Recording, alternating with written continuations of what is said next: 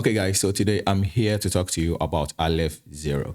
It's a very promising project and I'm going to give you an in-depth review of everything you need to know. If you hold the tokens, all right, I'm going to give you further explanation of things. And if you are new to the ecosystem, well, this is going to be a good beginner video as well. So welcome to Investor Vibe. Please subscribe if you have not. Hit on the notification bell to not miss out on any of the good reviews we make here. So guys, let's get right ahead. Aleph Zero is a DLT protocol based on a directed acyclic graph algorithm, and as a DAG is similar to projects such as Hedera Hashgraph. We talk about Hedera a lot on this channel, so guys, if you are interested, there are a lot of videos as well. So Aleph Zero is a public blockchain that has been designed to offer superior speed, security, and scalability. It boasts a DAG-based consensus protocol and an integration with customized substrate models. The aim of Aleph Zero is to solve the shortcomings of DLT-based layers and to help the industry tackle the problems associated with security, decentralization, and scalability, while also introducing a platform that makes way for privacy-preserving solutions. The time for finality on Aleph Zero is under 1 second, and that's very, very awesome. And the average cost per transaction is around 0.0003 a zero. That's the token of the Aleph ecosystem, and we'll be going very deep into the tokenomics and everything. So now we have a total issuance of about 380 million tokens. There are about 34 million finalized blocks, and 64.6% of the total supply is staked.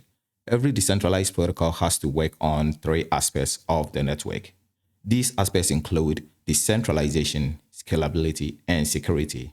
Bitcoin and a few other blockchains may be decentralized and secure, but they sure and scalable, and we can all agree on this. So those that scale better are centralized in governance and consensus, with very few exceptions. And the aim of Aleph Zero is to solve this blockchain trilemma with an additional layer for privacy. The privacy-enhancing features are based on secure multi-party computation research and zero knowledge. Using the hub and spoke model, Aleph Zero allows businesses to have a spoke or private instance that interacts with the main decentralized ledger.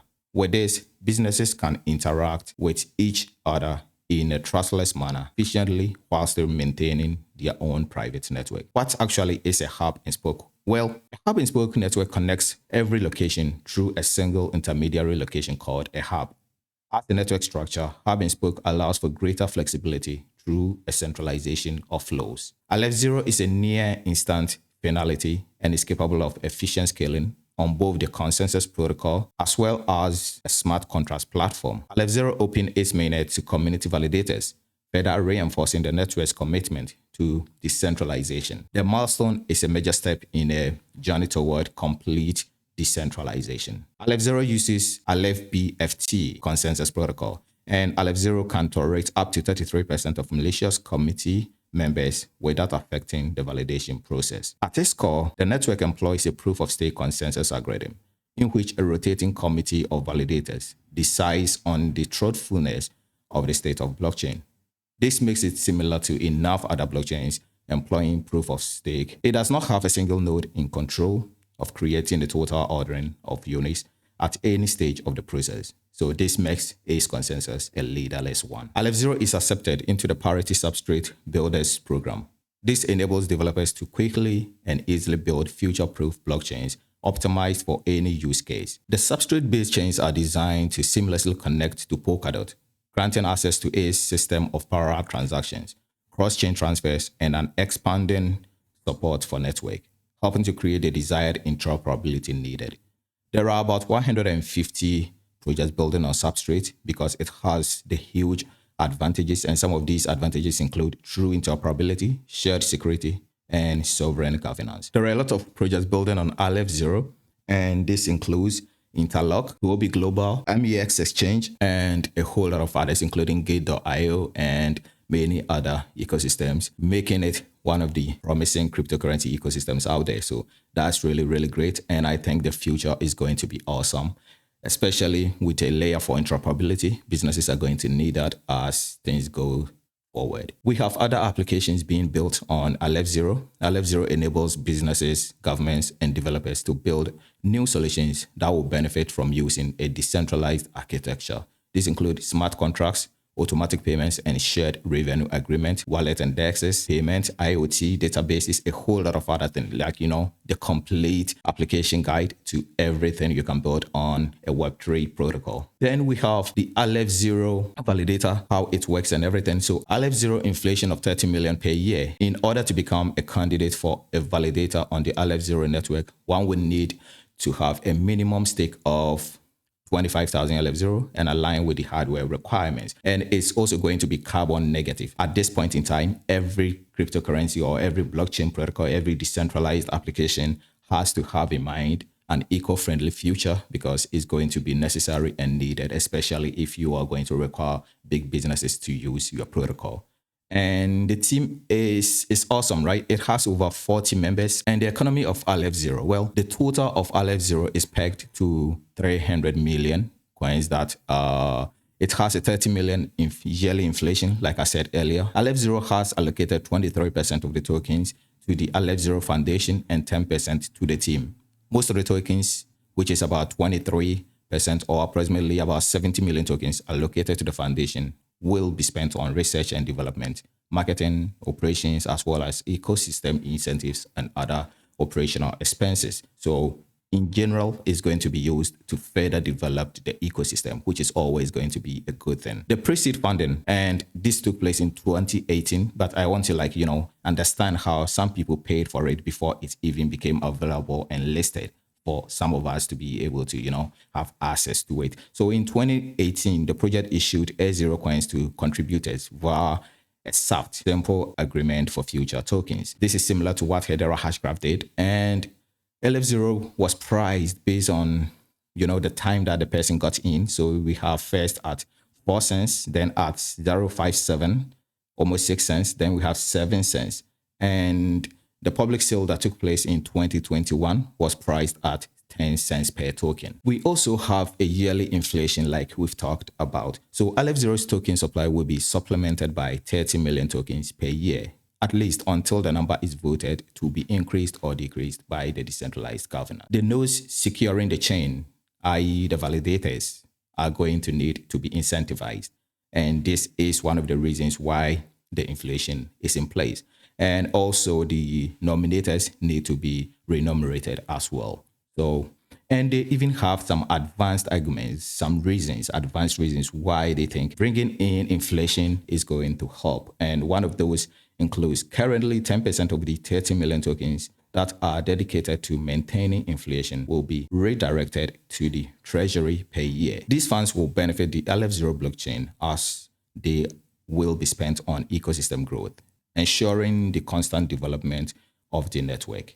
And they also say lockups are very beneficial for the token economy and should be incentivized. So yeah, they have some cool reasons why inflation is here. And I might not agree completely, but I understand the reasons. So on CoinMarketCap, the price of the token is at 99.98 cents, almost $1, right? Okay. So if you are a long-term investor, though, I will advise that you do not use this information as the metrics for your valuation, because the market cap is around 189, about 190 million. And especially factoring in the inflation aspect, I think Aleph Zero themselves have done a better job. So we are in December and we can use the information related to the 10th of November aspect, which gives it a market cap of $209 to $231 million, depending on what the circulating supply is. Because at this point, the total supply is 316 million. Out of that, about 209 to 231 million is in circulation. And in 2023, 10 February, which is very close, we will have about 324 million total supply. And out of that, we have around 249 million in circulation.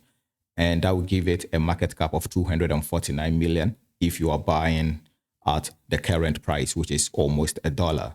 And in 2026, 10th November, which is about 4 years from now, right? Just under 4 years, we will have about 436 million total supply. And at the time, about 436 million of all the tokens will be in circulation. So here's what I'm talking about. If you are a long-term holder, you have to factor in the inflation. Don't buy depending on the circulating supply at this moment if you intend to hold for a long period of time. But if you are trading, like you're probably buying to trade in the short period of time, then you are not supposed to probably think that further away from now. But those people trying to buy hodl, trying to buy and stake for like 3 years, 2 years, 4 years from now, you have to understand the inflation aspect of 30 million per year, which is subject to change depending on what the community will decide in the future.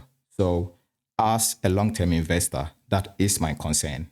And I need everyone to understand, especially if you intend to buy and hold for a long term, do not use the circulating supply at this moment if you're going to hold till the next bull run. Make sure you factor in the inflation as well.